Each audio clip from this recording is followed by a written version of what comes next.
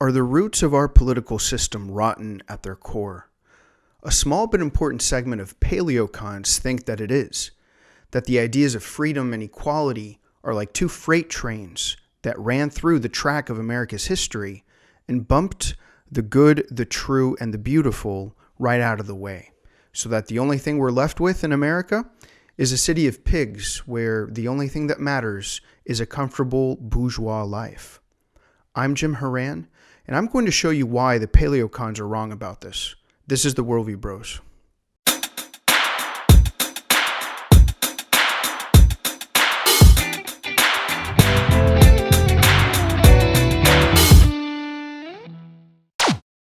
Thanks for joining me here again, guys. We're continuing our series on the different views of freedom. Make sure to hit the like button if you've enjoyed the series so far, or if you enjoyed today's episode. We covered the first view already, the view of John Locke and the American founders, which can be misconstrued as a purely libertarian view of freedom. But my contention has been that there is in fact more to it. We also covered the second view of freedom, which is freedom by way of virtue.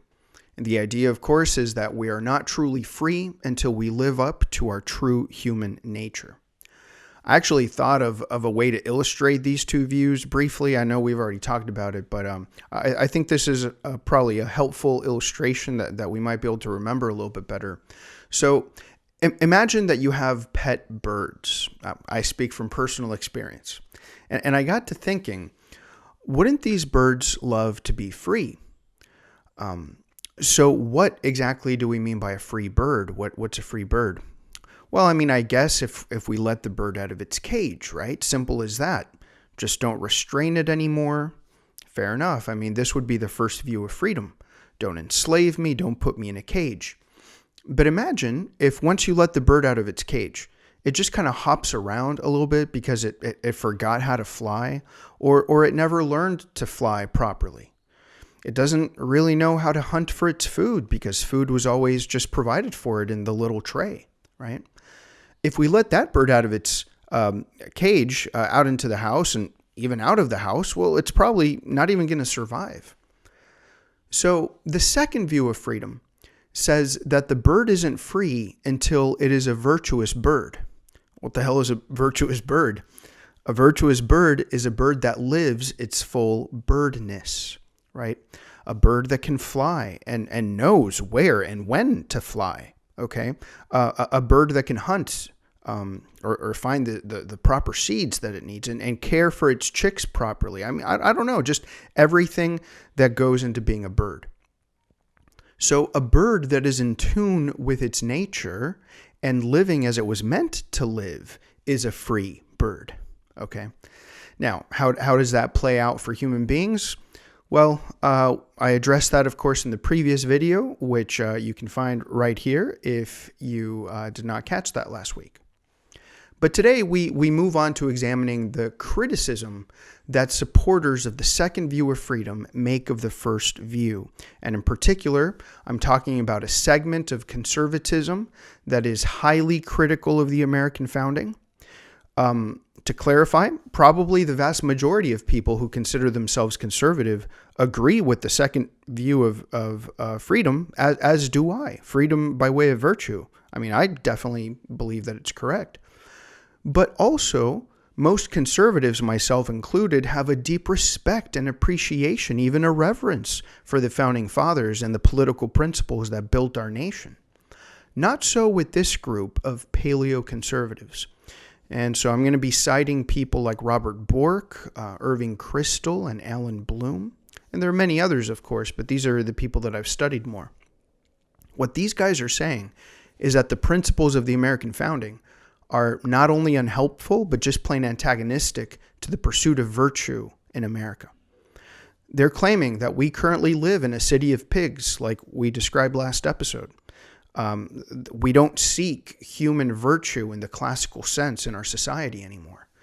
And the American founding brought us here. This is their contention. There are two elements to the critique that we're going to analyze. You have the broad claim, again, that the death of virtue brought on, it was brought on by Locke and the founders. And then there are two elements to their argument.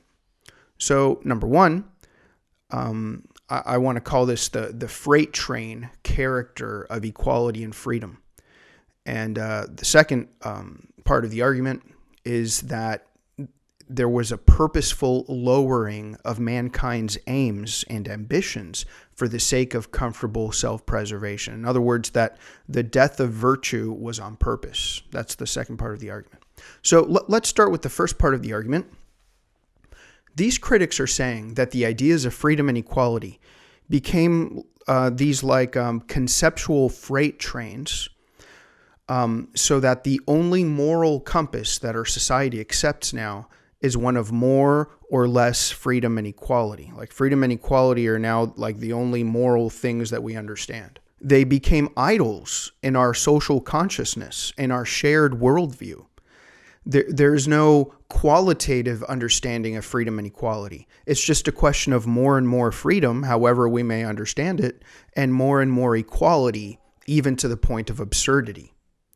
This is what Robert Bork talks about in his book Slouching Towards Gomorrah, made a big splash in the 90s. He says that the extreme liberalism of the 60s is, quote, not a complete break with the spirit of the American past, unquote. He says that the liberalism inherent in the American regime, this rotten core, grew in prominence while the attachments to the Constitution and the laws, which were meant to be restraints on liberty, those diminished. The eventual deterioration of the restraints is inevitable, he argues, because they're accidental and passive, these restraints, ultimately at odds with the freight trains of freedom and equality. Here's an important quote. Liberalism does not vary, he says.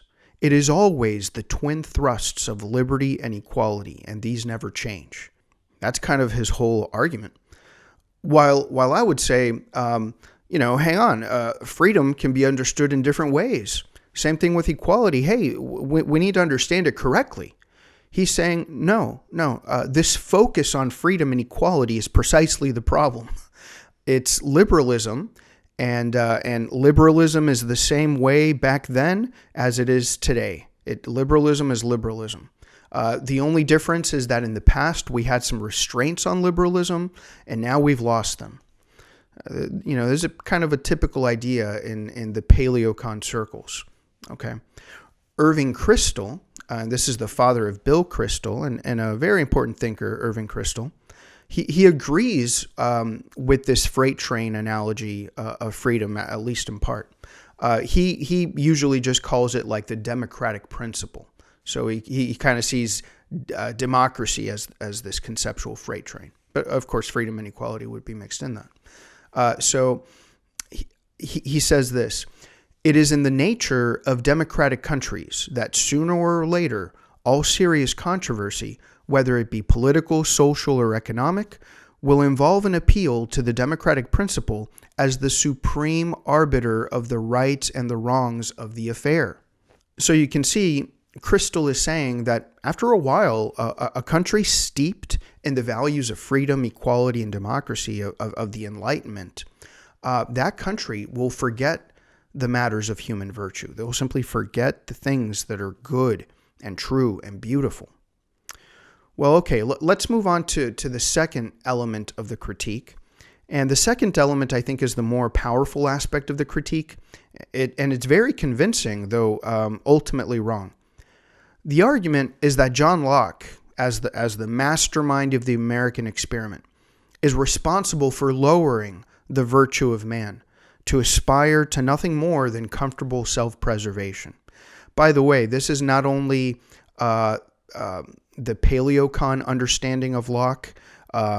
This is the understanding that most people who look into these things, they have this fixed idea of Locke, that Locke is the guy of comfortable self-preservation, and that's the only thing that he cared about. So according to them, Locke's view of freedom means that everyone can just pursue selfish, private, and low ends, okay, a city of pigs. But here's the kicker. They want to argue that Locke promotes the city of pigs on purpose because pigs live peacefully as long as they have their bare necessities. I guess as long as they have their slop, okay? Well, I guess the argument is more than just that. It's not just an issue of giving bread and circus to the population. Okay, I mean that's an old argument. It goes deeper than that. It goes deeper. They argue that Locke is espousing the quintessential Enlightenment era folly, that individualism and selfishness in the general public will automatically work out to create a prosperous and peaceful society. Pretty much all the relevant Paleo-Cons really stress this argument. This is like the core of their argument, okay? For example, Crystal, he states it very, very simply. He says these thinkers believed, referring to the Enlightenment thinkers in general, that the actions of self-serving men will coalesce into the common good. So this is very similar to Adam Smith's notion of the invisible hand in economics, right? That this kind of works out automatically. And look, the argument has loads of plausibility that this is what Locke and the founders thought. You might be thinking of Federalist 10, right? You were thinking, hey, this reminds me of Federalist 10. Well, in Federalist 10, Madison says that one of the advantages of a large republic like the U.S. is that because you have a great variety of people and a great variety of interests, it's hard for a majority to coalesce into a single will that, for instance, could be harmful to the natural rights of a segment of the population. If you don't mind, I want to illustrate this point with physics. It's not every day that I get to use my physics knowledge to explain something political and philosophical. So check this out. All right, guys. So let me see if I can do this here. So what I want to demonstrate is a physics principle that, again, has a correlation in the philosophical political world. I drew some of these things here already. So what we're looking at here, this could be a electric charge. It could be like a positive charge. And, maybe you remember learning about this. But an electric charge, like a proton, it'll have an electric field that emanates outwards like that. And it emanates in every direction. So it's kind of like a wild and free proton. Okay, so this wild and free proton kind of has this field that just goes in every direction. But once this proton maybe meets up with another proton, well, they would both create fields that would be kind of like that they kind of go out everywhere. But between them, for example, let me grab this here. So, for example, this proton at this position would create a field line that would be like that. But then this guy over here, well, this guy would be producing a field at that position that goes that way. And so actually these two vectors, these two arrows, when they meet there, they would actually just cancel out. Okay, so those would cancel. Now, some of the field lines that propagate over this way, they wouldn't. So the point being is that when the two protons come together, their fields can interfere and they can cancel out. Now look at this. What if you have a bunch of charges all in a line like that? So in this case, you have a bunch of these positive charges. Again, individually, they would want to give out a field that way. But if these guys are like side by side, all of this charges, sort of diagonal vectors that would go this way, would be canceling out with this charge's vectors that want to go up diagonally that way. Now, where do they not interfere? They don't interfere as long as they go to the right. Same thing with this guy and this guy, for example. This charge wants to give out field lines. Some of these would want to go diagonally down, but this charge has some that go diagonally up. Well, the diagonally down cancels with the diagonally up, but what stays is the rightward field line.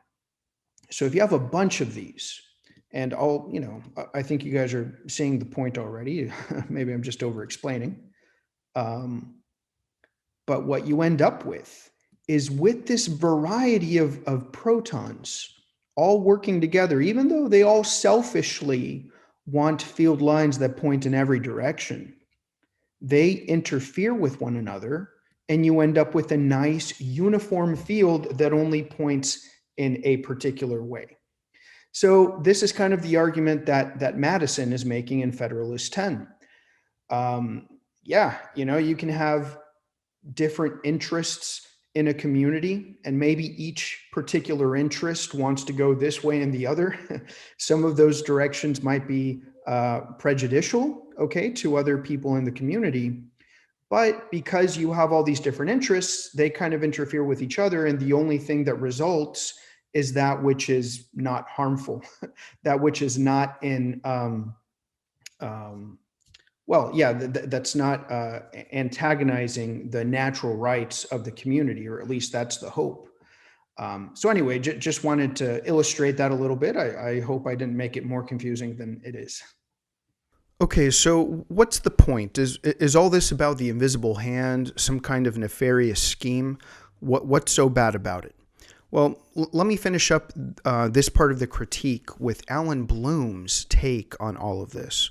I think he lays out this argument in the best way. And Allan Bloom was a highly respected political philosopher. He was a student of Leo Strauss, and he made huge waves with his book, The Closing of the American Mind, in the 80s and the 90s. Bloom emphasizes a particular aspect of the City of Pigs, in which he also believes we currently live.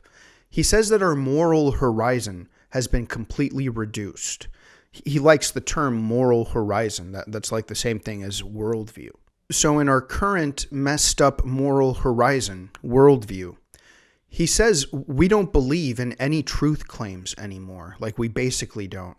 The only truth claim we really take seriously is that truth is relative. Americans, in his mind, believe in the relativity of truth and the equality of all people and cultures, quote, not as a theoretical insight, but as a moral postulate, unquote. And right, how can we agree on what the public good is if we are equally open to every possible opinion of the public good? Bloom says that in the past, people believed that their opinion of the good was true. But this, he says, quote, led to wars, persecutions, slavery, xenophobia, racism, and chauvinism. The point of our new moral horizon is not to correct the mistakes and really be right. Rather, it is not to think that you are right at all. So our current moral horizon is peculiar to all previous ones in that it does not even make a claim to truth. Now, Bloom's main concern is that this self-denying kind of a morality may be the beginning of the end for the philosophic life. The quest to live by what is right by nature and not by convention, and to seek knowledge of the whole of human life. See, Bloom very much channels Plato and Aristotle here when he says that, quote, the road to a knowledge of that whole is by way of erroneous opinions about it, unquote. That's right. Philosophy thrives in a marketplace where people have heated debates about what is right and wrong. Okay, this is what this show's all about, right? To have heated debates about what's right and wrong. Plato's Republic is about a bunch of dudes who get together and argue about what justice means. If we tried that today with a random group of people, what would that sound like, guys? It would be like, oh, I feel like different cultures have like their own take on it, and like, who am I to judge? Well, guess what, guys? We won't be getting any groundbreaking philosophical insights out of that conversation. You guys kind of see what I mean? So Bloom says that our open society is actually very much closed in an unprecedented way to the desire of knowing what is true. We're actually closed-minded and we don't even realize it. This is what Bloom means by the closing of the American mind.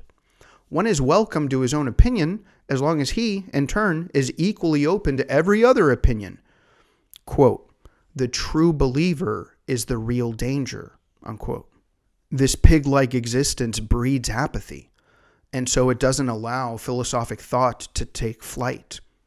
In fact, all claims to truth are discouraged. So liberty, equality, these twin pillars of liberalism, lead to the self-evident truth that there is no truth. And Bloom, he also says that the family, he talks a lot about the family. He says that the family for many years resisted this trend by opposing indiscriminate equality with at least a semblance of authority. Even the nuclear family has finally caved in, says Bloom, to the inevitable logic of equality and liberty that Locke and the founders cursed us with.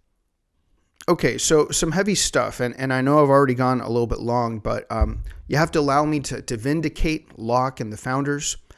I actually think Bloom, Bork, and Crystal are 100% correct when it comes to diagnosing our current political problems. I agree that we have found ourselves in the city of pigs. I agree that our institutions are failing us, that even the nuclear family is diminishing and failing as we see.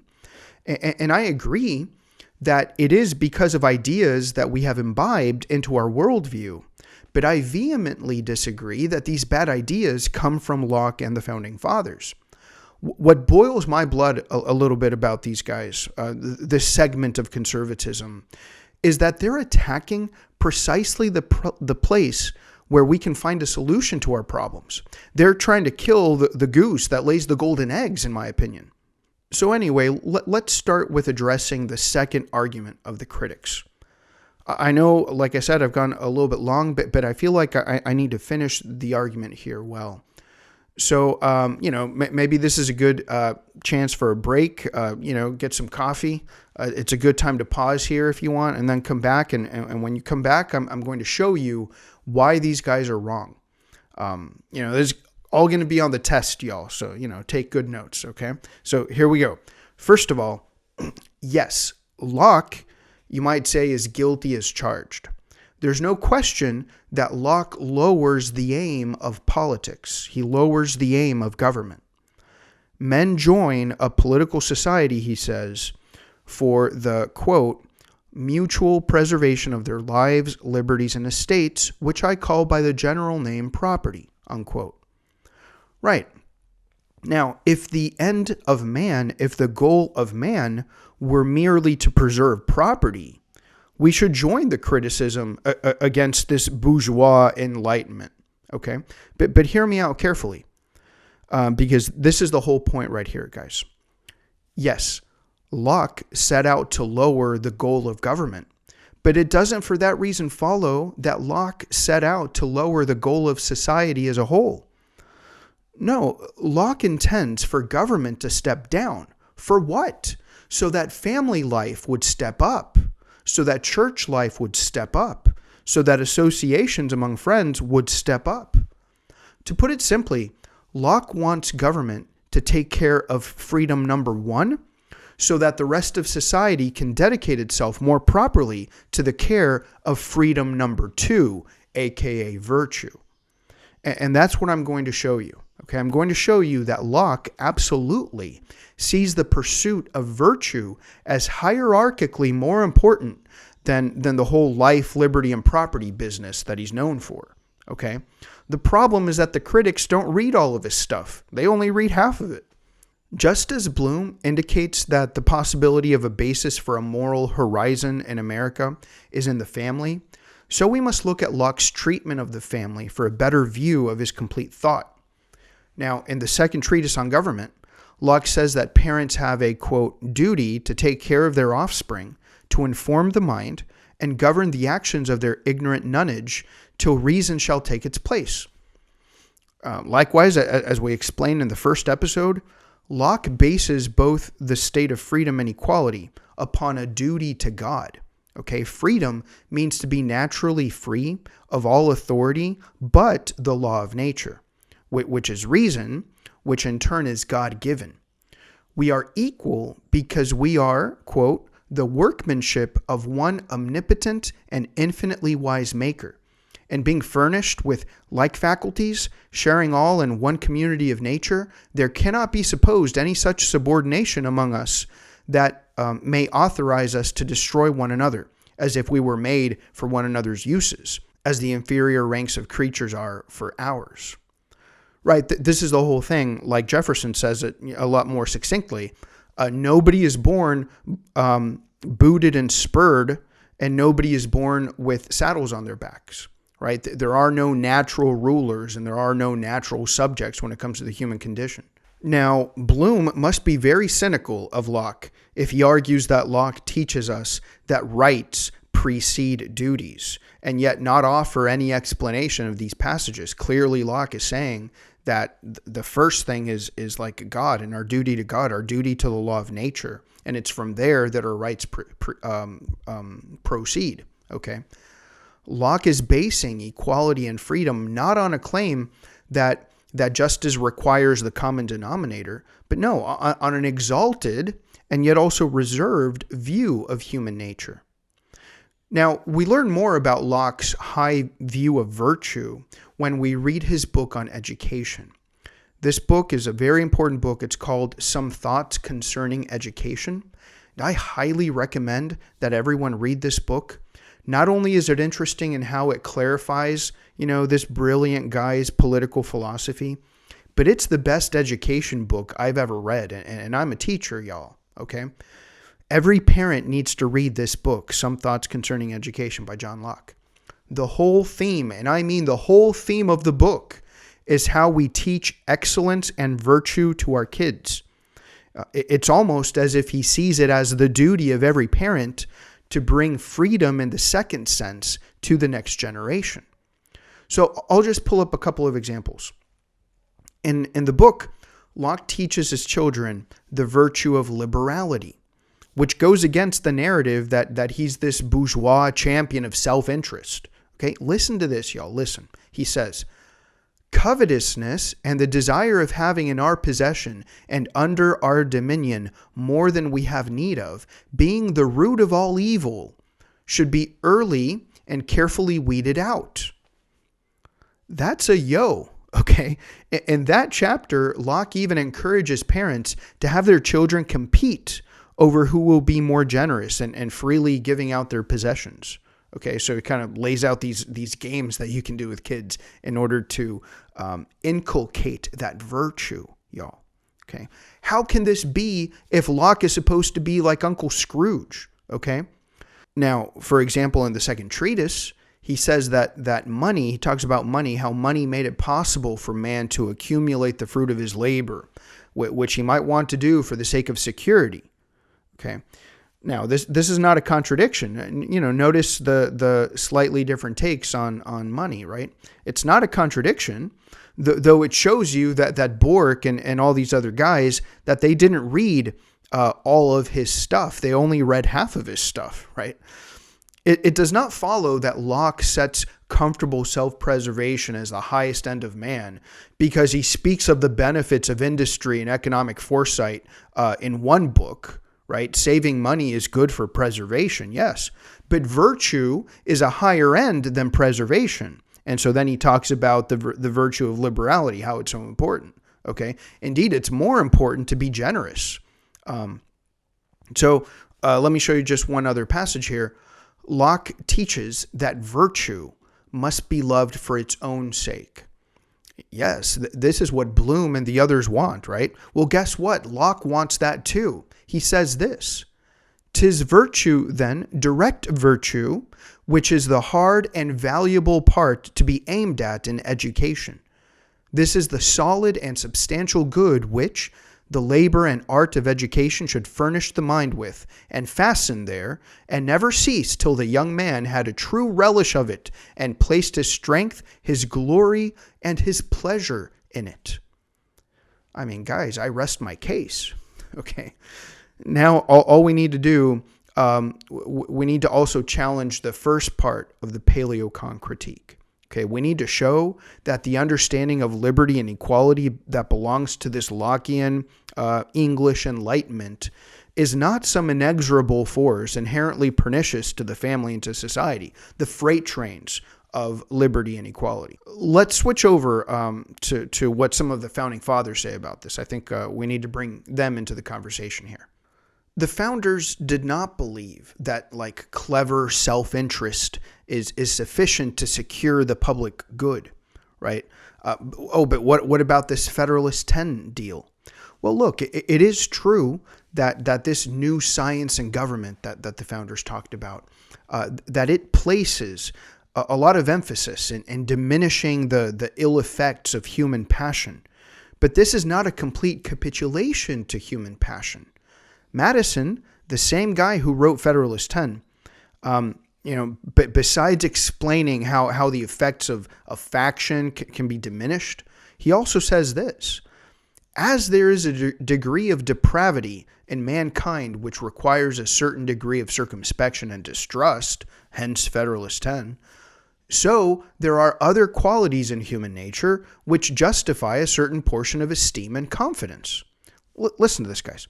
Republican government presupposes the existence of these qualities in a higher degree than any other form. Right. He's saying that old adage that like all the founders talked about at one point or another, like Benjamin Franklin, Jefferson talked about this, John Adams, that we need to encourage virtue in the population. Otherwise, the whole experiment in self-government will collapse. Listen to this, guys. It's so important. The way our government was created, the measures that were taken against man's passion, the whole checks and balances and all that kind of stuff that we learn about, right? They are a necessary and distasteful concession to the evil of men, not a joyful realization that man can be a selfish pig and still live in a relatively stable society. Right? They weren't thinking of these checks and balances of like, oh, we're these masterminds and we're going to have a perfect society this way. No, they're like, hey, we need these checks and balances because we need to thwart, right, repress the evil part of man's nature. And so that we can at least aid the aspects of human nature that are good and that bring the good, the true, and the beautiful into our society. Okay. This idea that we can just control all of society if we just plan it correctly, the founders did not believe, first of all, that is possible, nor secondly, that would be desirable.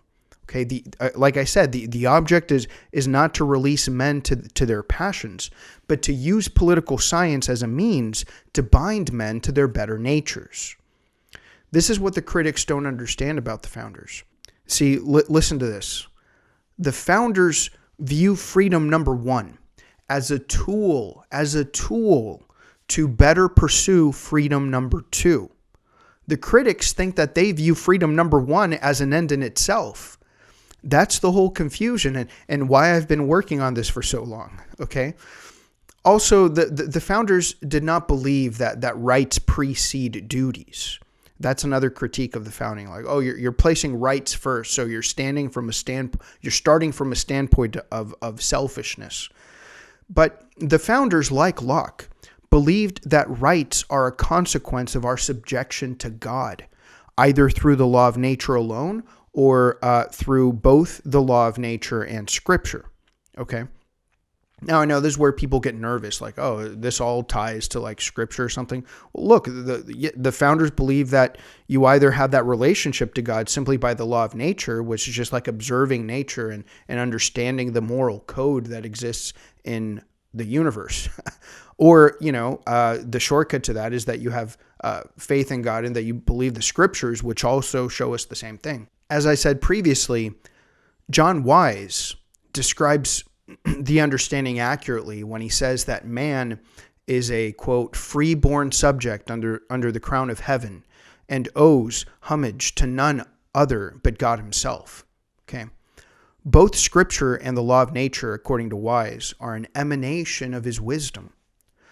Another resource here, the Suffolk Resolves of 1774, likewise appealing to men of honor, says, "It is an indispensable duty which we owe to God, our country, ourselves, and posterity, by all lawful ways and means in our power to maintain, defend, and preserve those civil and religious rights and liberties for which many of our fathers fought, bled, and died, and to hand them down entire to future generations." Here, the duty to God extends even to country and posterity. Okay, the civil and religious rights are the gift of God. They were fought for and preserved by our fathers, so it is incumbent on us to preserve them for our children. Even Jefferson, who is supposed to be the main representative of the Enlightenment and the founding, asked, quote, "Can the liberties of a nation be thought secure when we have removed their only firm basis, a conviction in the minds of the people that these liberties are the gift of God, that they are not to be violated but with his wrath?" But of course, the Declaration of Independence should be enough to clarify the point. We are endowed by our Creator with certain unalienable rights. See, the doctrine of equality and liberty must be understood in light of this duty. The founders understood freedom and equality, like Locke, to mean something very specific, okay? Not just this quantitative thing of more and less liberty and equality. No. They had a qualitative understanding of equality and freedom.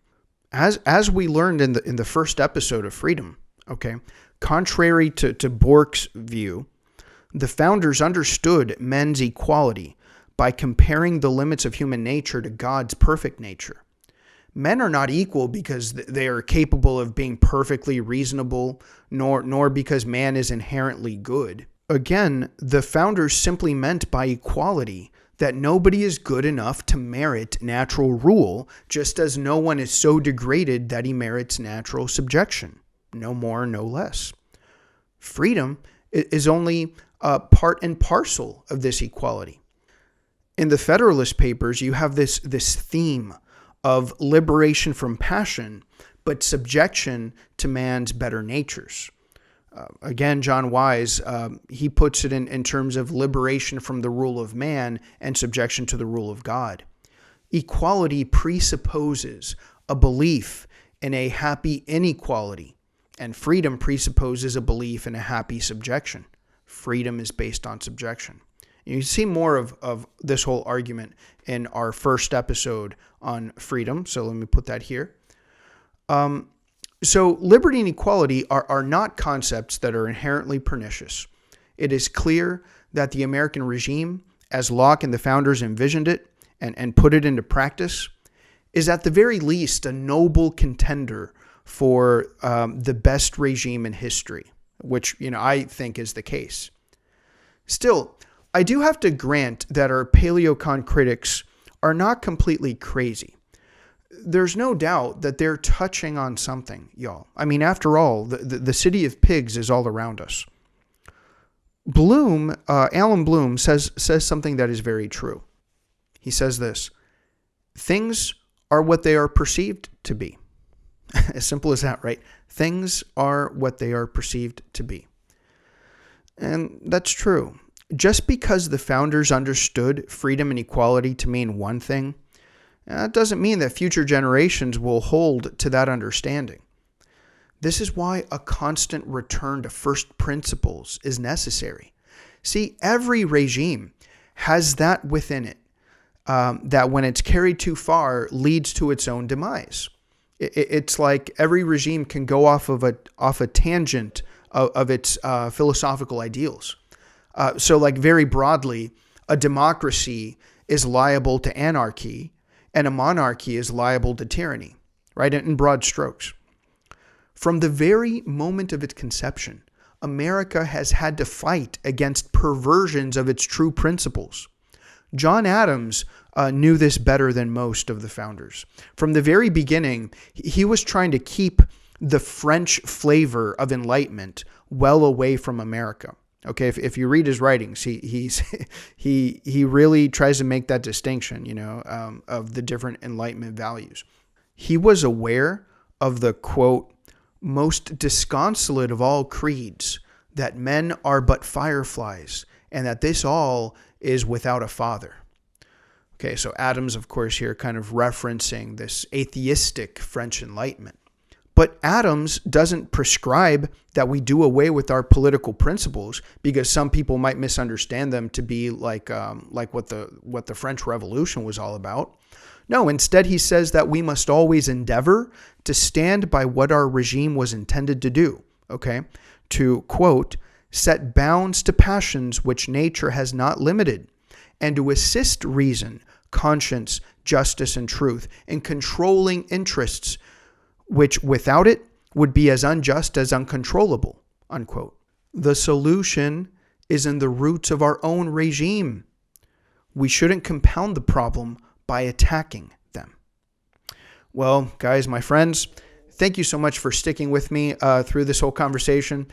As you can see, I'm very passionate about these issues, and I hope that you find my work helpful. Please make sure to share this with anyone who is interested in this kind of stuff. I hope I've been clear in my presentation. So please ask me any questions in the chat. I promise I'll get to it. Thanks again, y'all, and I'll see you on the next episode.